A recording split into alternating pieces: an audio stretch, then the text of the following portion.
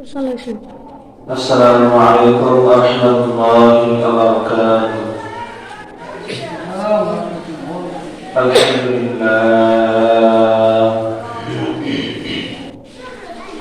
الحمد لله نحمده ونستعينه ونستغفره ونؤمن به ونتوكل عليه ونعوذ بالله من شرور أنفسنا ومن سيئات أعمالنا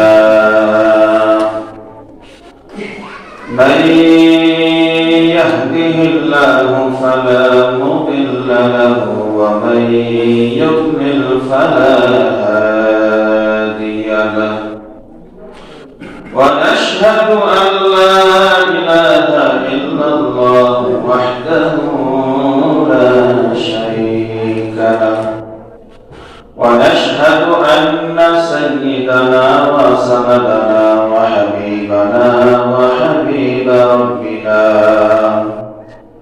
وطبيبنا وطبيب قلوبنا وأولانا ومولانا محمدا عبده ورسوله أرسله بالحق بشيرا ونذيرا وداعيا إلى الله بإذنه وسراجا منيرا أما بعد فقد قال الله تعالى في كلامه المجيد وفي فرقانه الحميد أعوذ بالله من الشيطان الرجيم بسم الله الرحمن الرحيم فمن تبع هداي فلا خوف عليهم ولا هم يحزنون وقال رسول الله صلى الله عليه وسلم من قام رمضان إيمانا واحتسابا غفر له ما تقدم من ذنبه أو كما قال عليه الصلاة والسلام. اللهم صل على محمد وعلى آل محمد كما صليت على إبراهيم وعلى آل إبراهيم إنك حميد مجيد. اللهم بارك على محمد وعلى آل محمد كما باركت على إبراهيم وعلى آل إبراهيم إنك حميد مجيد. يا ليلة التراويح يا ليلة التراويح زدنا خشوعا واجعل دعاءنا فيك يسير دموعا. لا إله إلا الله ولا إله إلا الله لا إله إلا الله لا إله إلا الله لا إله إلا الله لا إله إلا الله لا إله إلا الله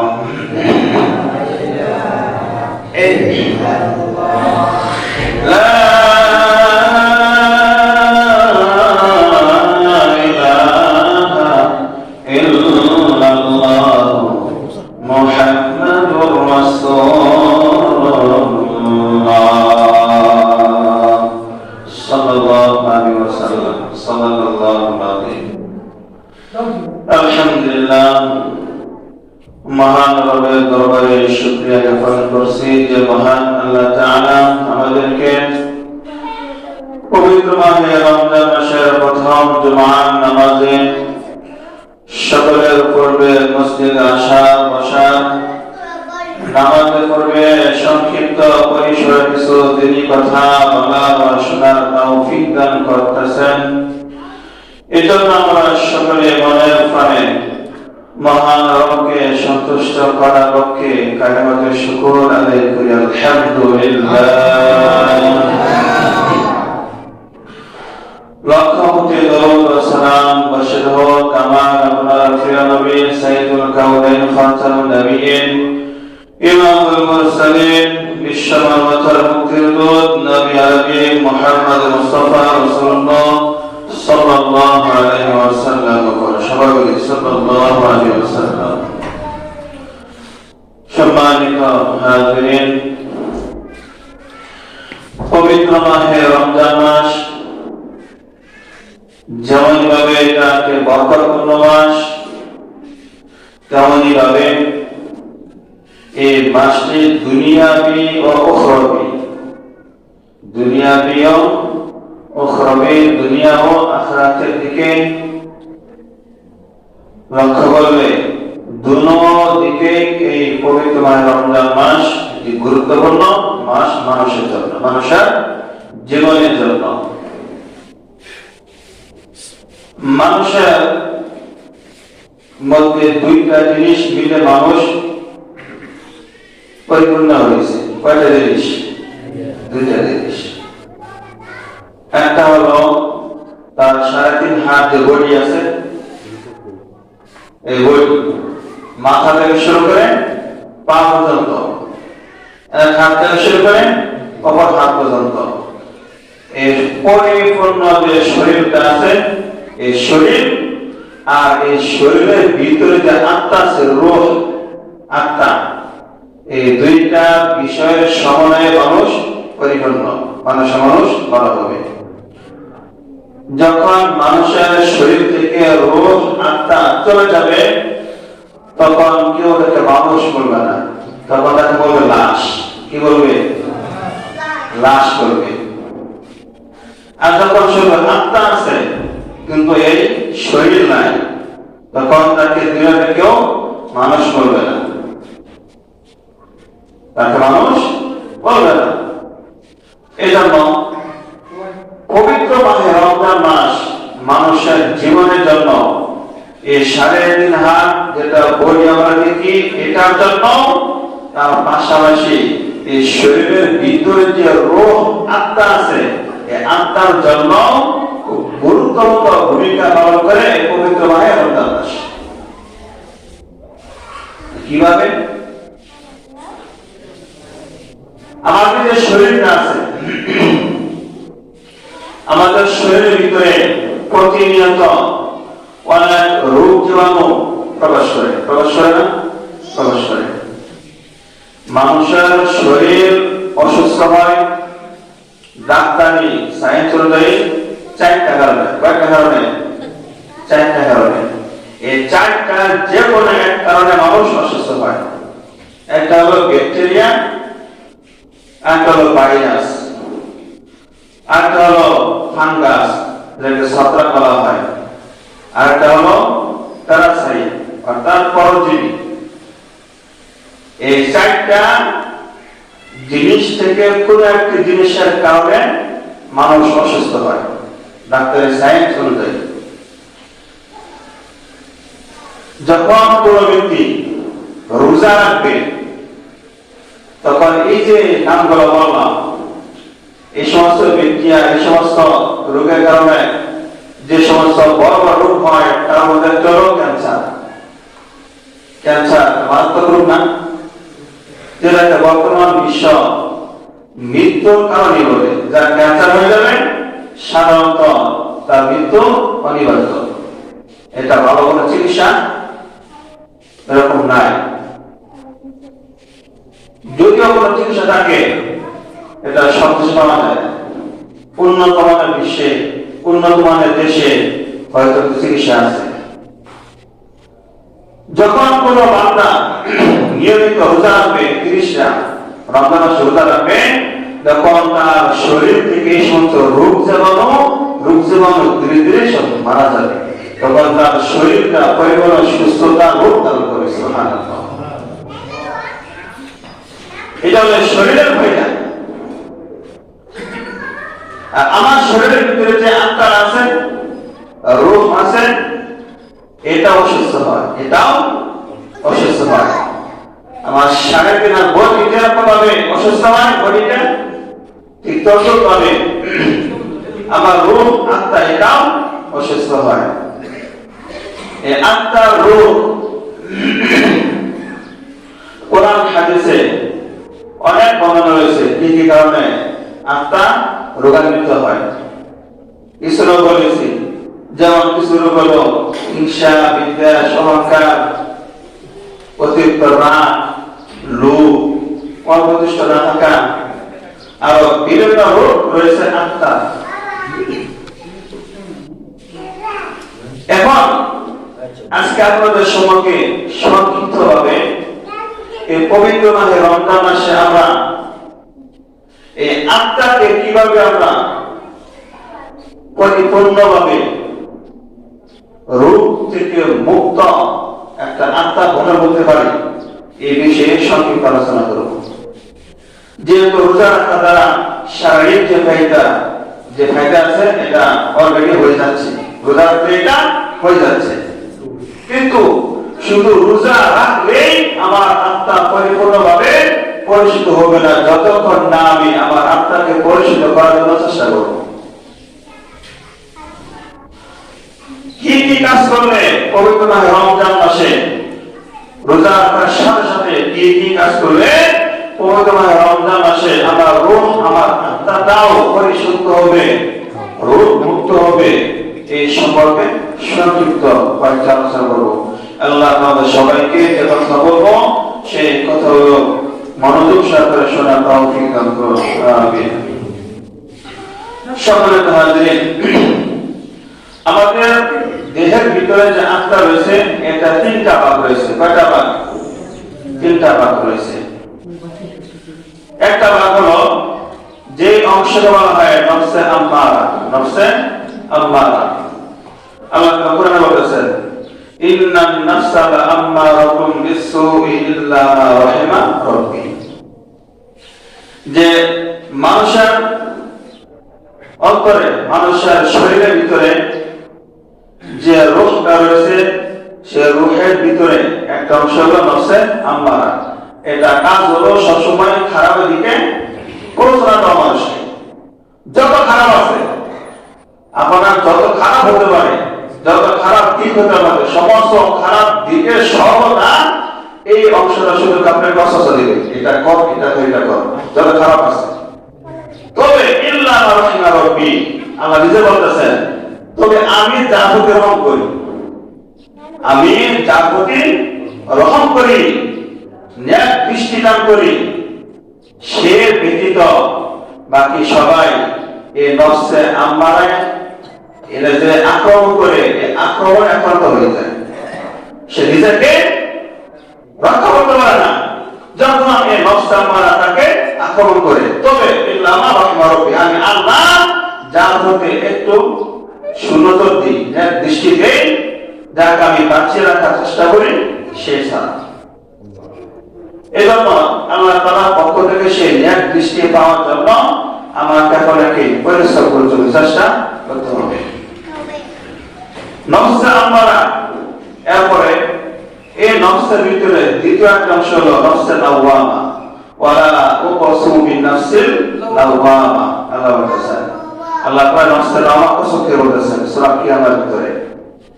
এই নফসে লাওয়ামা হলো আত্মাকে সে বর্ষণা দিবে। তুই তো কাজটা করলি, আসলে বলা হয় সে বর্ষনা দিবে, এই কাজটা তুই ভালো বসাস না, তাকে এরকম তাকে আঘাত দিবে, কাজটা খুব ভালো করাস না, সামনে করিস না। এটা হচ্ছে লাওয়ামা। সব চাইতে নফসের মধ্যে যে অংশটা সবচেয়ে উত্তম, এই নফসটা নফস পরিপূর্ণভাবে ওই নফস কন্ট্রোল করতে পারে, যে অংশটা যদি ওই অংশ আমরা পরিপূর্ণভাবে আমার নফসের ভিতরে আমরা তৈরি করতে পারি, তাহলে এই নফসই আমাকে জান্নাতে নিয়ে যাবে। সুবহানাল্লাহ। সে নফসের নাম নফসে মুতমাইন্না।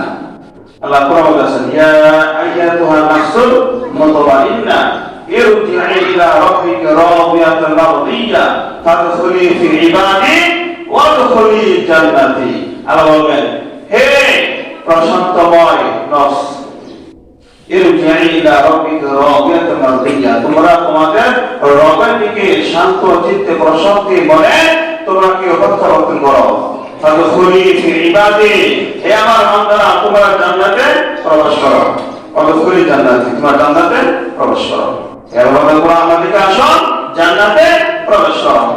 যখন আমি এটা করি, আমার নফসকে পরিশ্রমের মাধ্যমে রোজা রাখার সাথে সাথে যে কাজগুলো প্রতি আমরা মনোযোগ দিলে আমাদের নফসটা নফসের মুতমাইন্না হবে, যখন নফসটা মুতমাইন্না হবে তখন এই নফসের মাধ্যমে আমি জান্নাতে প্রবেশ করব। সুবহানাল্লাহ।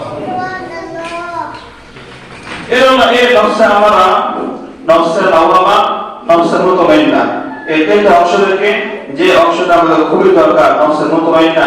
যদি আমরা এই নফসের মুতমাইন্নায় পরিণত হতে চাই, তাহলে সর্বপ্রথম আমাদের কাজটা করতে হবে, অনেকগুলো কাজ করতে হবে, আমাদের একটা শুধু কাজ করি। প্রথমে আমরা রমজান মাসে এশা নামাজের সময় তারাবি নামাজ করি না? তারাবি নামাজ আমরা বলি 20 রাকাত, এটা কি খুব সহজ নামাজ? অনেক কষ্ট হয় না?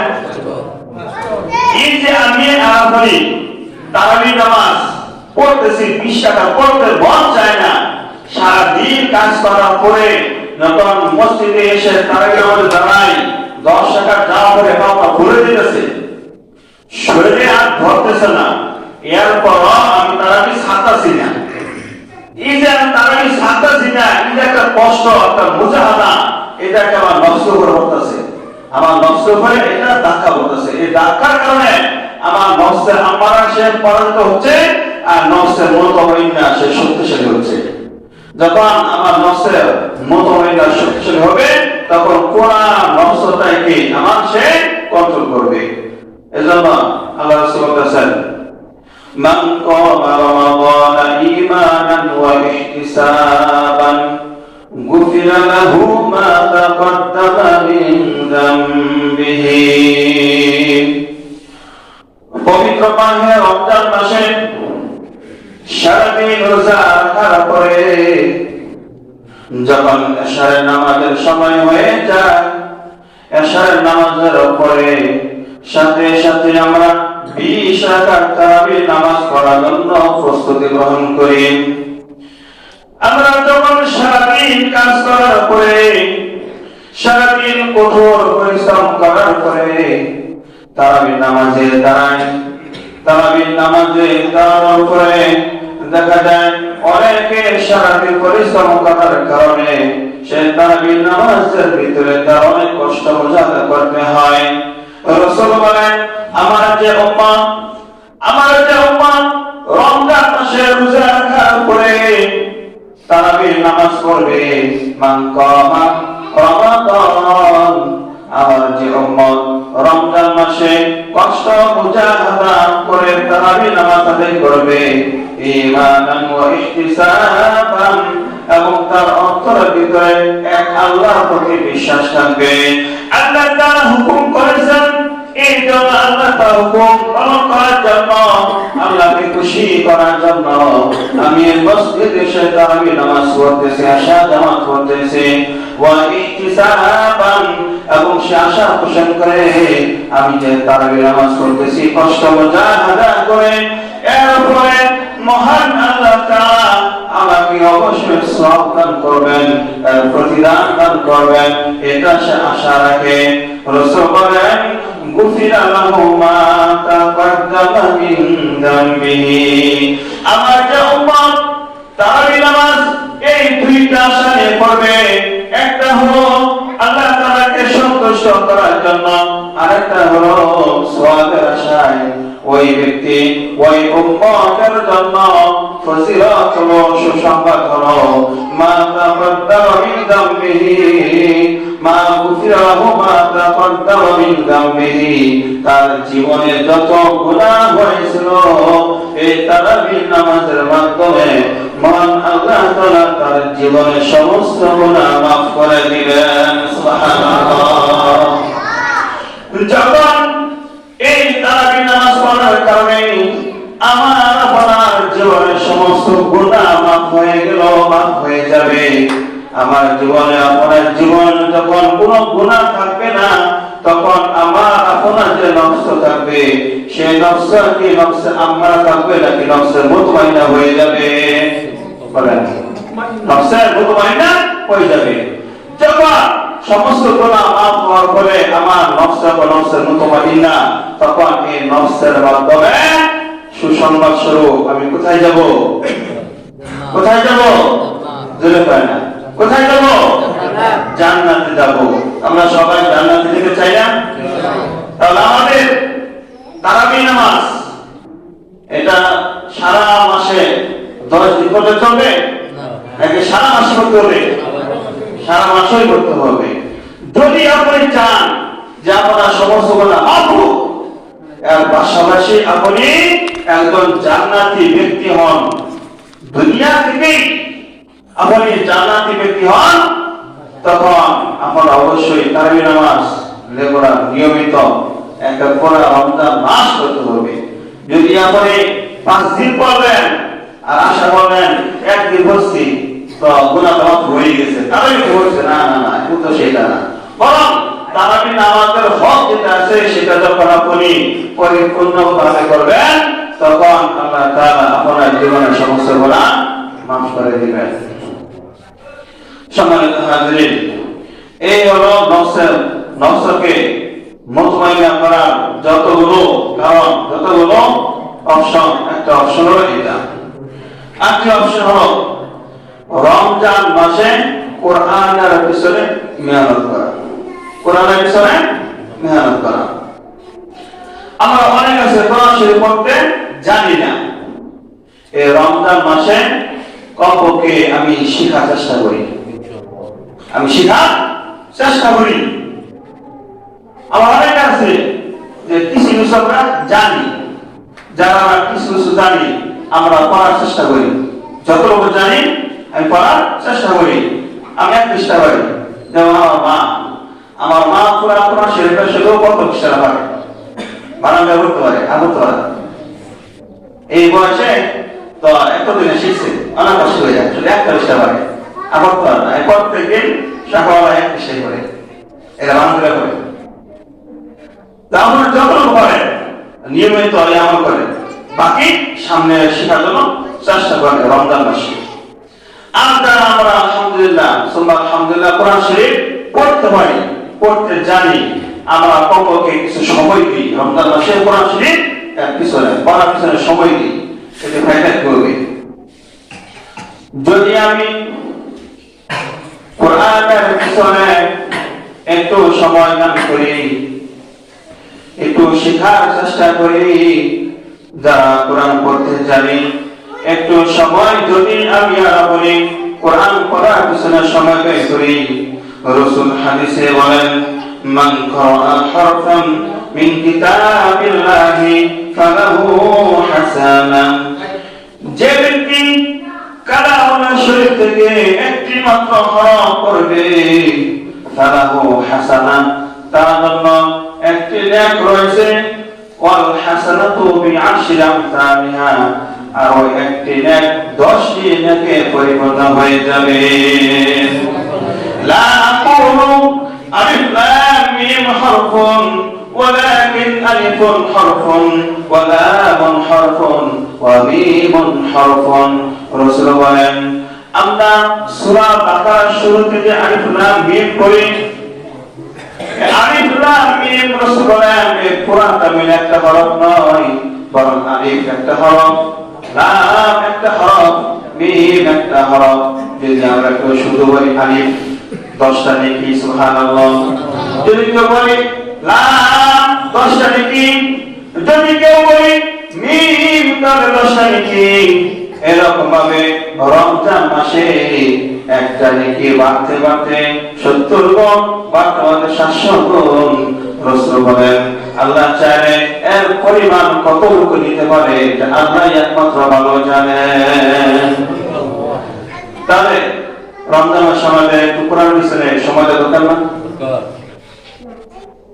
সম্মানিত হাজিরিন, একটু লক্ষ্য করেন বর্তমানে আমরা যে মক্কা শরীফে বাইতুল্লাহ শরীফ তওয়াফ করি, মক্কা দামে তো বেড়ে গেল। এটা কেন? মক্কায় কোরআন নাযিল হয়েছে, ঠিক তদ্রুপভাবে মদিনা নাম কেন বেড়ে গেল?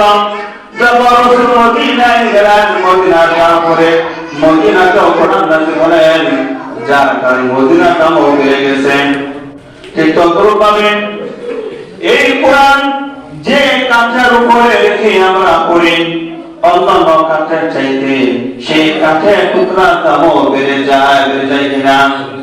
আমার ইচ্ছা করলে মসজিদের কাঠের রেহাল আছে, যদি সামনে ফেলে দিয়ে পারতে পারবেন? লাথি মারতে পারবেন? পারবেন না। যদি আপনি মুসলমান হয়ে থাকেন, এক আল্লাহর প্রতি বিশ্বাস থাকে, কোরআনের প্রতি ভালোবাসা থাকে, আপনাকে যতই টাকাটা হোক না কেন, আপনার সামনে যদি বলা হয় এই রেহালের উপরে যে কোরআন পড়া হয়, তুমি তাকে একটা লাথি মারো, আপনি পারবেন না। তাহলে বোঝা গেল সামান্য একটু কাঠের টুকরা যার উপরে কোরআন স্পর্শ করার কারণে এই কাঠের টুকরা দাম এত বেড়ে গেল, লাখ লাখ টাকা দিল, আপনি লাথি মারতে পারেন না।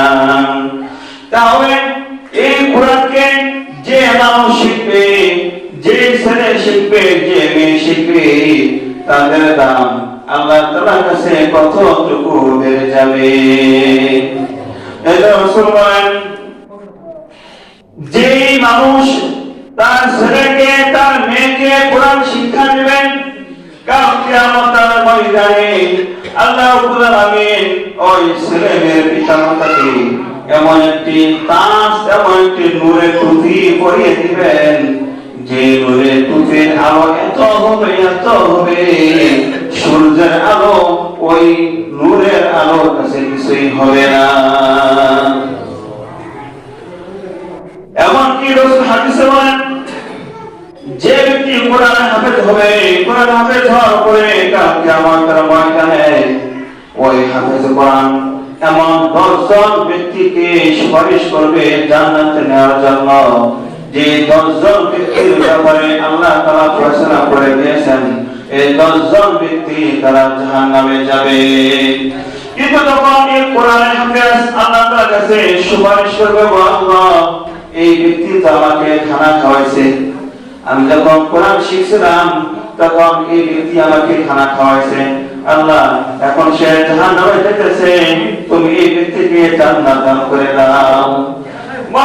আল্লাহ এই ব্যক্তি আমাকে তো মাসে মাঝে মাঝে কিছু হাদিয়া দিত, আমি যেন এগুলো ব্যবহার করে কোরআনকে ভালো করে পড়তে পারি।